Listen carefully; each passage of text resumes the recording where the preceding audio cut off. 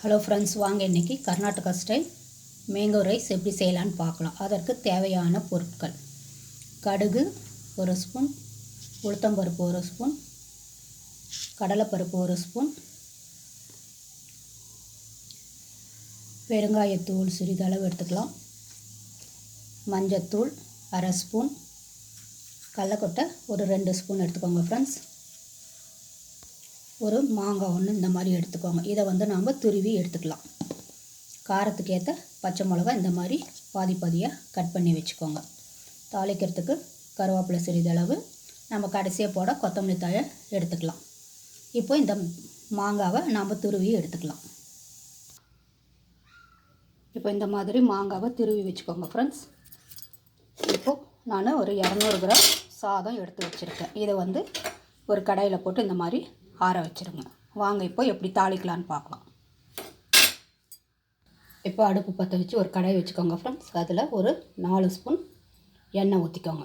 எண்ணெய் காஞ்சதும் நாம் தாளிச்சிடலாம். இப்போ எண்ணெய் காஞ்சிடுச்சு ஃப்ரெண்ட்ஸ். அதில் நம்ம எடுத்து வச்சுருக்கிற கடலக்கொட்டையை சேர்த்துக்கலாம். இது கொஞ்சம் வறுபடட்டும். இதுலேயே உங்களுக்கு முந்திரி வேணும்னா கூட நீங்கள் முந்திரியும் சேர்த்துக்கலாம்.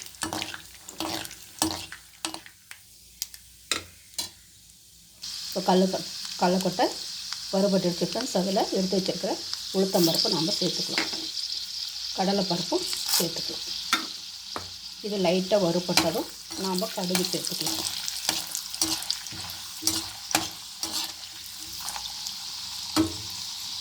இப்போ இதுலேயே நாம் கடுகு சேர்த்துக்கலாம். இப்போ இதுலேயே நாம் பச்சை மிளகா சேர்த்துக்கலாம் ஃப்ரெண்ட்ஸ். இதுலேயே மஞ்சத்தூள் சேர்த்துக்கலாம், கருவேப்பிலை சேர்த்துக்கணும். போட்டு நல்லா கலக்கி விடணும்.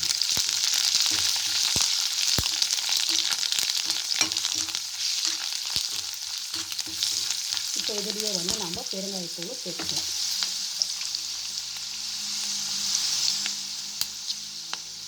ஒரு சின்ன ஸ்பூனில் ஒரு 1/2 ஸ்பூன் சேர்த்துனீங்கன்னா போதும்.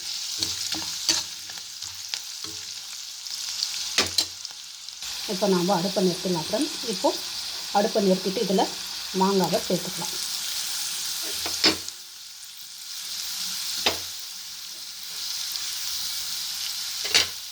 இப்போ இதை நல்லா கலக்கி விட்டுருங்க.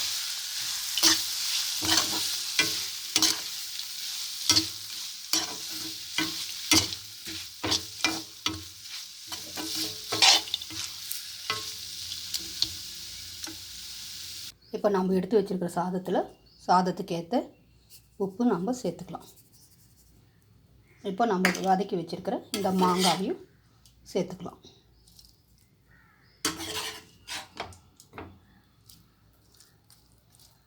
போட்டு நல்லா கலக்கி விட்டுடலாம் ஃப்ரெண்ட்ஸ். சாதம் நல்லா ஆறணும். சூடாகவே நீங்கள் பண்ணிங்கன்னா சாதம் கொல கொலன்னு ஆகிடும்.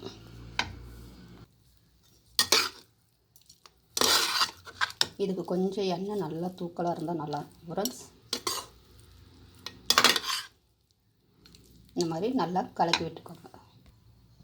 இப்போது இந்த மாதிரி கலக்கிடுங்க ஃப்ரெண்ட்ஸ். இப்போ இதுலேயே நாம் கொத்தமல்லி தழை சிறிதளவு இதில் சேர்த்துக்கலாம். இப்போ சுவையான Karnataka style mango rice ready. செஞ்சு பாருங்கள் ஃப்ரெண்ட்ஸ். செஞ்சு பார்த்துட்டு கமெண்ட் பண்ணுங்கள், ஷேர் பண்ணுங்கள், சப்ஸ்கிரைப் பண்ணுங்கள், லைக் பண்ணுங்கள். நன்றி, வணக்கம்.